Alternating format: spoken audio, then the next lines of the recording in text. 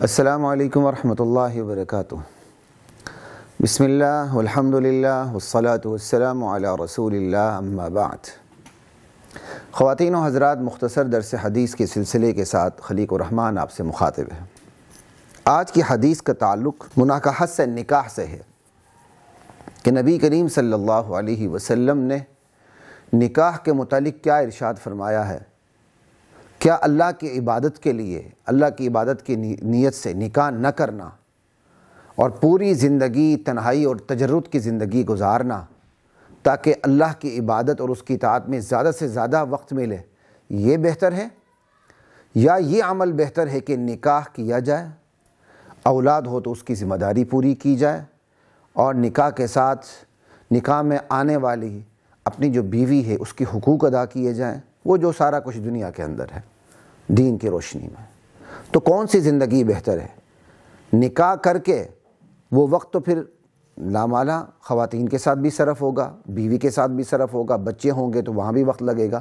تو نکاح کر کے زندگی گزارنا اور دین کی خدمت کرنا بہتر ہے، یا نکاح اس نیت سے نہ کرنا کہ مجھے زیادہ سے زیادہ وقت ملے کہ میں اللہ کی عبادت کروں اور دیگر ریاضتوں میں مصروف ہوں؟ کون سی زندگی بہتر ہے؟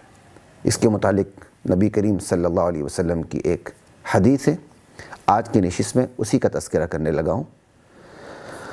وعنہ قال، یعنی عن انس بن مالک رضی اللہ تعالی عنہ قال، حضرت انس بن مالک رضی اللہ تعالی عنہ راوی ہیں، فرماتے ہیں کہ کان رسول اللہ صلی اللہ علیہ وسلم یأمر بالباء، نبی کریم صلی اللہ علیہ وسلم نکاح کا حکم دیا کرتے تھے کہ نکاح کیا کرو۔ اللہ اکبر۔ وینہا عن التبتل نہیا شدیدا، اور نبی علیہ السلام انتہائی شدید نکیر فرماتے تھے، سختی سے منع کرتے تھے تبتل کی زندگی سے۔ تبتل کسے کہتے ہیں؟ اللہ کی عبادت کی نیت سے اولاد سے الگ تھلگ رہنا۔ اس حدیث کی روشنی میں آپ کے سامنے رکھ رہا ہوں، لا الہ الا اللہ۔ تبتل، نکاح نہ کرنا، اللہ کی عبادت کی نیت سے عورتوں سے کنارہ کشی اختیار کرنا۔ تو نبی علیہ السلام نے ایسے عمل سے شدید سختی سے منع فرمایا ہے، اور فرمایا وَيَقُول تزوج الودود الودود، تزوج الودود الودود، نکاح کیا کرو، کس سے؟ اس عورت سے جو بہت زیادہ محبت کرنے والی ہو، الودود، اور اس عورت سے جو بہت زیادہ بچے جننے والی ہو، الولود، دونوں مبالغے کے صیغے ہیں فعول کے وزن پر۔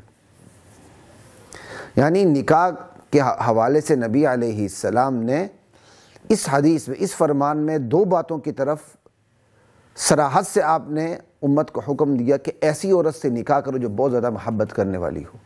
اب بھائی کیسے پتہ چلے گا کہ بہت زیادہ محبت کرنے والی ہے؟ تو نعوذ باللہ اس کا یہ مطلب تو نہیں کہ پہلے ریلیشن شپ ہو اور اس کے بعد نکاح ہو، انا للہ و انا الیہ راجعون، ایسی بات نہیں۔ خاندان کا خاندان سے پتہ چل جاتا ہے۔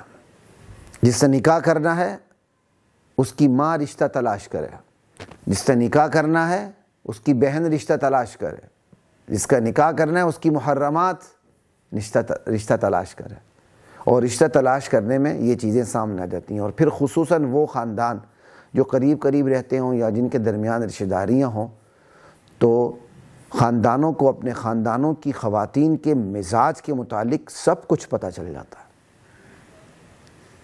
تو یعنی جب بندے نے اپنے لیے نکاح کرنا ہو تو اس کی ترجیحات میں سے ایک ترجیح یہ ہونی چاہیے کہ وہ اپنی ماں سے کہہ دے، اپنے والدین سے کہہ دے، اپنی بہنوں سے کہہ دے کہ میرے لیے ایسا رشتہ تلاش کرو جو محبت کرنے والی ہو۔ اب ایک خاتون ہے، اس کی شادی نہیں ہوئی، وہ اپنے گھر کے اندر ماں سے ٹوٹ کے پیار کرتی ہے، باپ سے ٹوٹ کے پیار کرتی ہے، ٹھیک ہے، اور بھائیوں سے بہت اچھا تعلق رکھتی ہے، خوش مزاج ہے، طرح دار ہے، خوش اتوار ہے، اور آنے والے رشتہ داروں کے ساتھ بڑے بہترین طریقے سے حسن سلوک رکھتی ہے، تو صاف پتہ چل گیا کہ ایسی عورت تو محبت کرنے والی ہے۔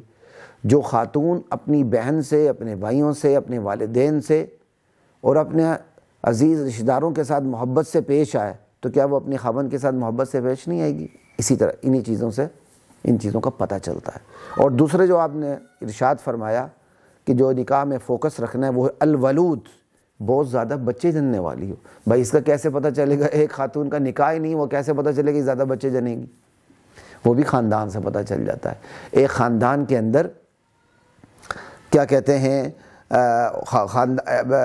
کسی خاندان کی عورتوں میں بچوں کی کثرت ہوتی ہے تو پھر اس سے پھر قیاس کیا جاتا ہے، اندازہ لگایا جاتا ہے کہ ہاں جی یہ وہ خاندان ہے جن کی خواتین میں بچوں کی کثرت ہے۔ اس کا مطلب یہ ہے کہ میں جس کا رشتہ چاہ رہا ہوں اور فلاں یہ رشتہ موجود ہے تو انشاءاللہ اللہ سے امید ہے کہ اس سے بھی بچوں کی کثرت ہوگی۔ یہ ہے لا الہ الا اللہ واللہ اکبر الولود۔ فإنی مکاثر بکم الانبیاء یوم القیامہ۔ تو نبی علیہ السلام نے فرمایا ایسی عورت سے نکاح کرو جو زیادہ محبت کرے اور زیادہ بچے جنے، میں قیامت کے دن تمہاری کثرت کی وجہ سے انبیاء پر فخر کروں گا۔ یعنی اللہ کے نبی کو اپنی امت کی کثرت کتنی مطلوب ہے۔ یاد رکھیے اسلام کو اس امت کی کثرت بھی مطلوب ہے، قوت بھی مطلوب ہے، تقویٰ تو ہے ہی مطلوب۔ مکاثر بکم، کاثر یکاثر، کثرت مال میں، کثرت عدد میں غالبانہ فخر کرنا۔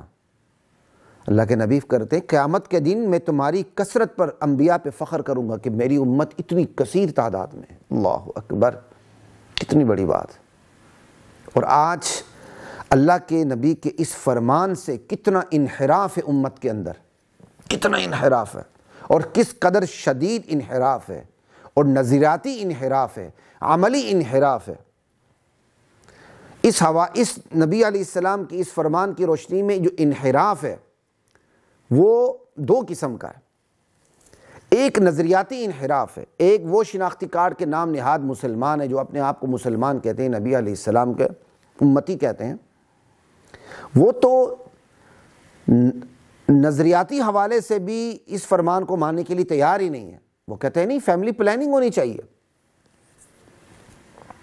فیملی پلاننگ ہونی چاہیے، بچے کم سے کم ہو، کھائیں گے کہاں سے، پئیں گے کہاں سے، ان کا نظریہ ہے۔ اور یہ احمق یہ نہیں دیکھتے کہ جن لوگوں نے فیملی پلاننگ کی آج ان کا کیا حشر ہو رہا ہے۔ وہ جوان جوڑوں کو اسکالرشپ دیتے کہ پیسے پیدا کرو، بچے پیدا کرو، جو جتنے بچے پیدا ہوں گے ہم اتنا اسکالرشپ دیں گے، اتنا وظیفہ لگائیں گے۔ لیکن آج ان کی قوم بچے پیدا کرنے کو تیار نہیں ہے۔ اللہ کے نظام سے جو کھیلنے کی کوشش کرتا ہے اور اپنے ہاتھ میں لینے کی کوشش کرتا ہے اس کا ہمیشہ برا انجام ہوا ہے۔ زیادہ محبت کرنا، آج عورت زیادہ محبت کس سے کرتی ہے؟ آج عورت کہا گیا کہ جو اپنے خاوند سے زیادہ محبت کرے۔ آج عورتوں کی محبتیں خاوند سے نہیں ہر ایک سے ہوتی ہیں۔ یہ آپ کا جو آزاد میڈیا اس نے کیا کچھ گل نہیں کھلایا۔ بس میں اس پہ زیادہ بات نہیں کرنا چاہتا ہوں، ویسے بھی یہ جو ہماری یہ مختصر نشست ہوتی ہے درس حدیث کی تو اسی پہ محدود رہنا چاہتا ہوں۔ اسی طرح بچے جننا زیادہ، وہ کہتے نہیں بچے دو ہی اچھے ہیں۔ ایک تو نظریاتی انحراف ہے، ان کا نظریہ ہے کہ یہ بات غلط ہے کہ زیادہ بچے پیدا ہوں۔ ایک عملی انحراف ہے مسلمانوں کے اندر، وہ ذرا کم درجے کا، وہ یہ کہ مانتے کہ نبی علیہ السلام کا فرمان درست ہے کہ زیادہ بچے ہوں، لیکن وہ عملاً اس پہ عمل نہیں کرتے، عملاً اسی پہ عمل کرنے کی کوشش کرتے ہیں بچے کم ہوں۔ مانتے ہیں کہ اللہ کے نبی کا فرمان درست ہے، عمل نہیں کر سکتے اس فرمان پہ۔ یہ ان کی عملی کمزوری ہے۔ اللہ تعالی ہمیں نظریاتی انحراف سے بھی بچائے اور عملی انحراف سے بھی بچائے، اور اللہ کے نبی کے اس فرمان پر اللہ مجھے بھی اور آپ کو بھی عمل کی توفیق عطا فرمائے۔ انشاءاللہ پھر آپ سے ملاقات ہوگی نبی علیہ السلام کے ایک دوسرے فرمان کے ساتھ۔ اجازت دیجیے، السلام علیکم ورحمۃ اللہ وبرکاتہ۔ وَلَقَدْ أَنزَلْنَا